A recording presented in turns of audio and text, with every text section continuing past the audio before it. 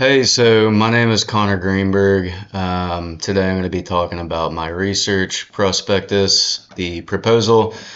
I'm going to go ahead and tell you the title of my research paper and talk about like the significance and go into some of the lit review and then some of the methods and methodology that I would propose to use. Um, if I was going to present this to like a research board or something. So, title of the paper, Understanding Noncompliance Behaviors Toward Evacuation Orders, How Socio-Demographic Variables Affect Orlandoans' Decision Making. This is a wordy title, but basically the gist of the information is that I want to understand variables that affect noncompliance behavior toward evacuation orders. Yeah, the bulk of this would be understanding demographics of the greater Orlando area and then some social variables that could affect decision making. And this is one of the most studied research areas in emergency management. You can find plethora of different papers, research, data, all kind of under this umbrella of non-compliance behavior. But it's still really important because, as we know, emergency management is very regional. Different regions are going to experience different threats, risks, and hazards. So yeah, understanding your region's population is just going to help emergency managers and government officials and first responders how to better prepare, respond to incidents. And this research proposal really would just be scratching the surface on this kind of information. There are so many reasons why someone could choose to stay or go in the event of a natural hazard. And a lot of these reasons are deeply personal, or they're kind of connected to individual circumstances. A lot of the times, people can't really help the circumstance that they're in. So there is some disparity, some social disparity involved in the decision-making process as well, which I will go over right now.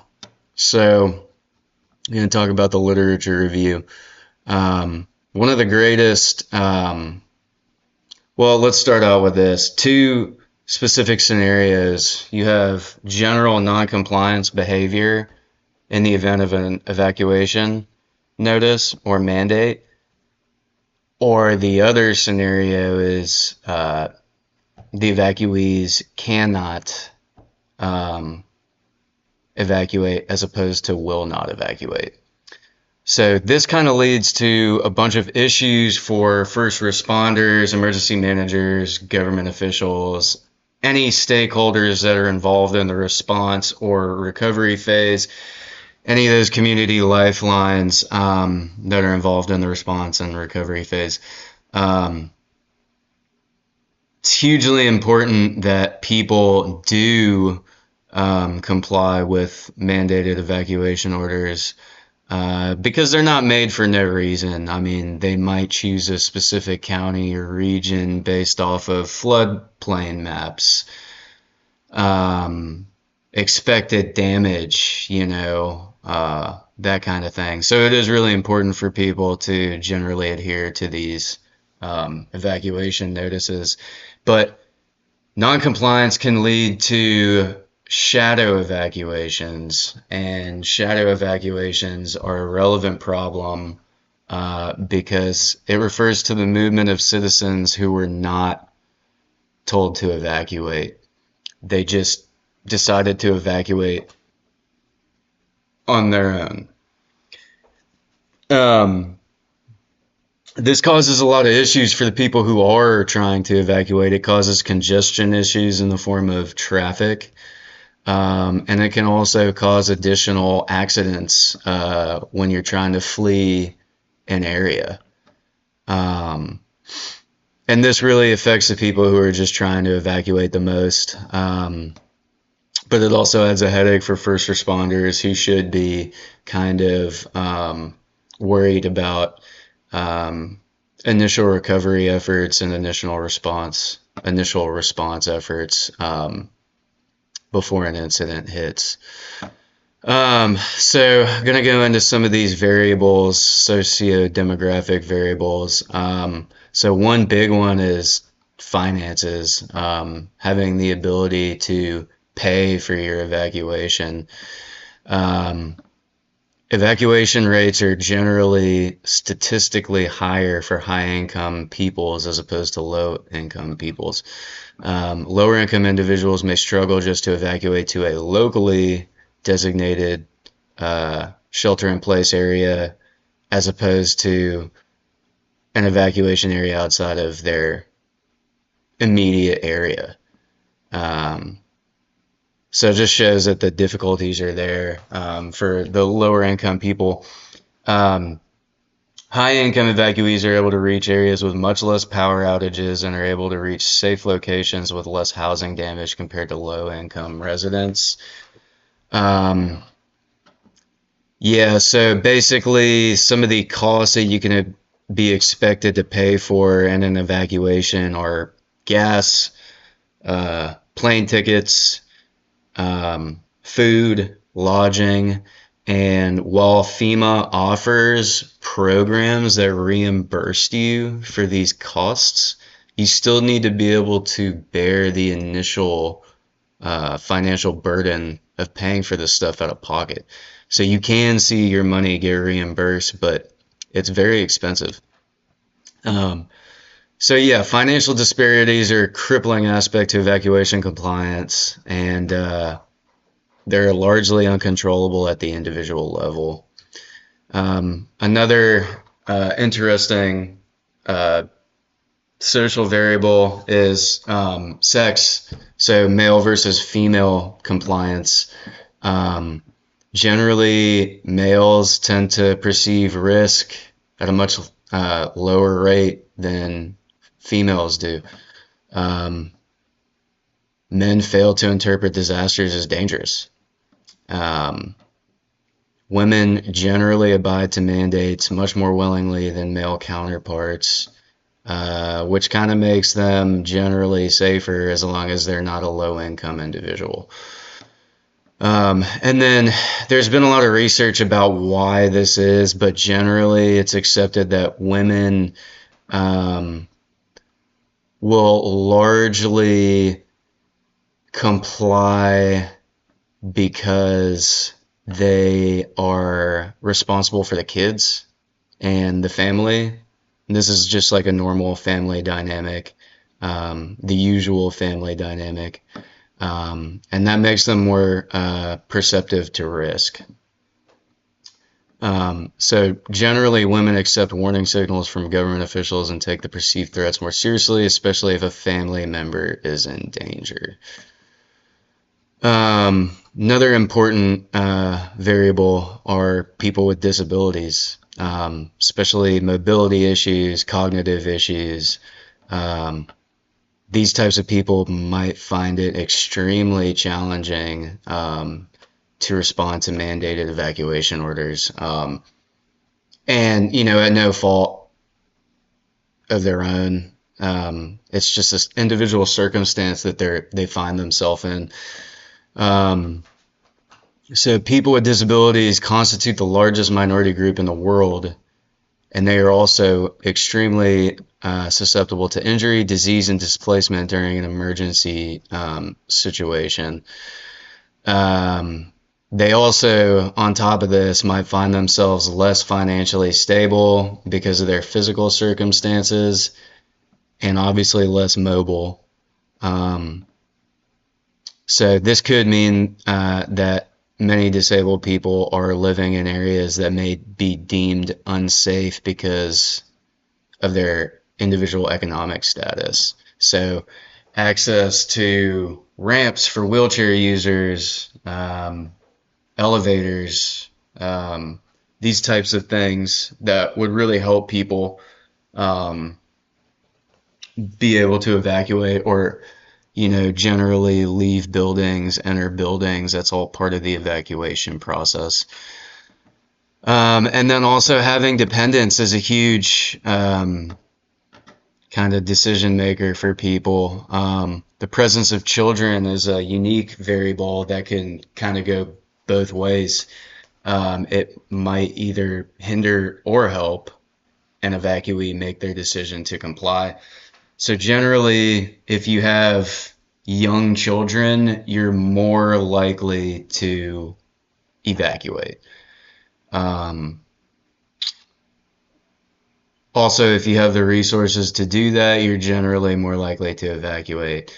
Um, if the household lacks the resources to leave, they may be forced to shelter in place, and that's just kind of a general rule of thumb. But in general, larger families, the likelihood of evacuation decreases, and this might be for multiple reasons, but generally that's the trend. And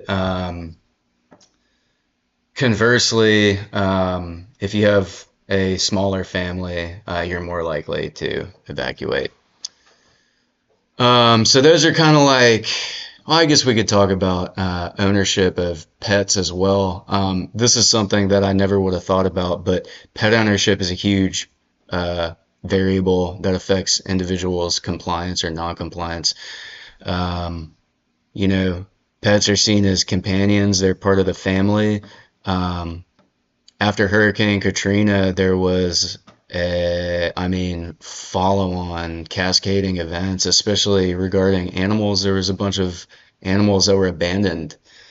Um, and this not only causes mental strain, but it causes strain on first responders as well, and the animals themselves, of course. Um, it's really interesting because the United States has a huge pet culture, and I love it, obviously. But so much so that the Pet Evacuation and Transportation Standards Acts, PETS for short, uh, was enabled, and this essentially allows FEMA to provide the means to evacuate companion and service animals in the event of a natural disaster. So they're seen as part of the response and recovery efforts, and FEMA is allowed to gain funding in order to do these types of operations. Um, and it's just cool. Even though this is a decision-making variable, it's cool that we have the empathy to respond to pets and animals and service animals after a natural disaster. Very uniquely American, I would say. Okay, so I'm going to go into the last portion, which is research and methodology.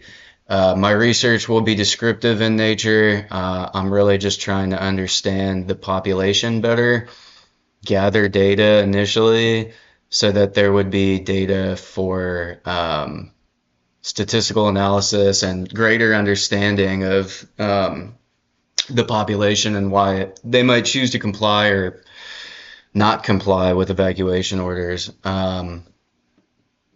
I think the most efficient way to do this would be to gather demographic information with a combination of social variables.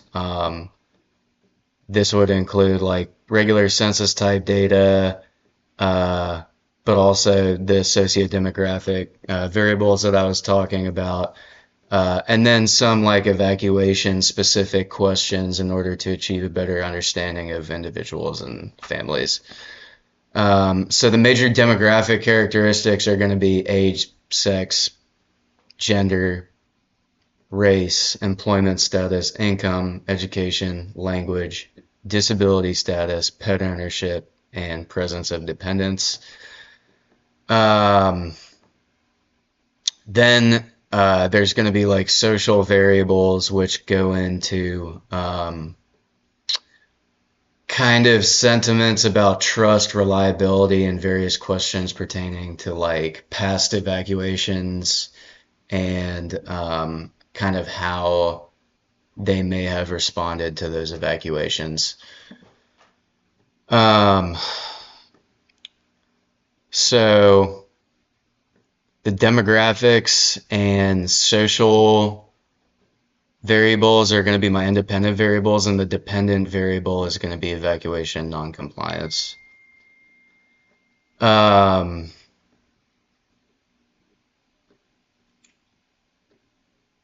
So although the goal of my research is to better understand compliance behavior at the aggregate level, we're going to seek to figure this out at the individual and household slash family level. This research is going to be nomothetic because it seeks to better understand indicators of compliance behavior through the use of a survey mechanism with a large population.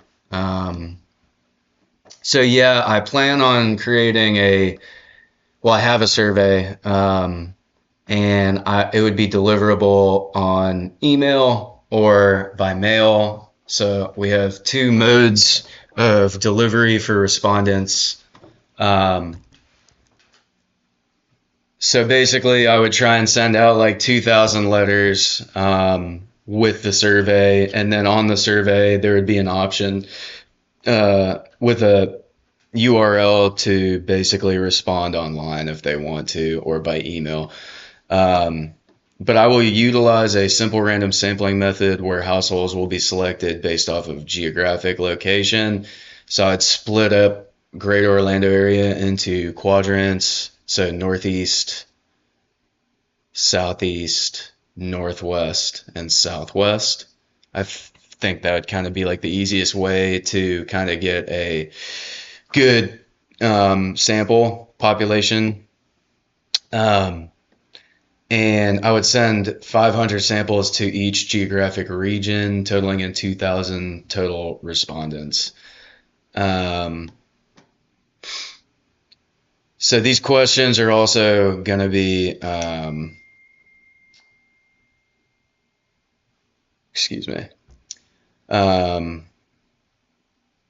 These questions are going to include a 5-part Likert scale for some questions to gauge respondents' feelings towards trust, fluency, and other variables. And there will be some yes-no binary questioning to gather some social data and more qualitative data. And then nominal questioning where respondents have freedom to circle their answers, or there will also be fill in the blank portions. Yeah, the goal is like a large population, like 2,000 is pretty hefty goal, but I really think that it would be helpful to have more data than less data, especially if you're trying to build a database and generally understand what's going on with like the Greater Orlando area. But yeah, that is essentially my research proposal. Really excited to share this with you guys. If you have any questions, let me know. This is my first research proposal, so go easy on me. But yeah, help me out. Let me know if you think I did anything wrong, or if you need more information, feel free to reach out. Thank you very much.